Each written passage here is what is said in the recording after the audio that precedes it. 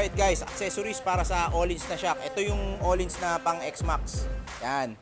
So kung mapapansin nyo, yung Öhlins na pang X-Max, meron na siyang built-in na compression, preload, tsaka rebound. Dadagdagan lang natin to ng isa pang accessories from Tony Scooter. Bali, ma-adjust niya yung preload ng mas madali.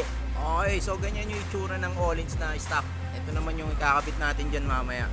Nakita ko sa inyo kung ano yung pinagkaiba na itong Öhlins na may ganitong HPA galing sa Tony Scooter, and then itong stock na Öhlins. Meron din pala siyang indicator ng hard and soft para sa preload. Okay yan, pakita natin kung anong itsura niya kapag inikot. Yan, sige go, ikot mo. Fast forward na lang natin. Etong part na to yung lumuluwag pagka iniikot mo. Easy lang. Yan. Ito yung tulong niya kasi naglalabas siya ng oil. So yan yung pagka kailangan mo tigasan yung spring mo. Kunyari mag-aangkas ka or racing. So ibabalik mo lang siya ng pabaliktad na ikot naman pagka gusto mo nang lumambot ulit. Okay, available yan sa AGM Scooter. Buong detalye na sa Dada Show YouTube. Don't forget to like and subscribe.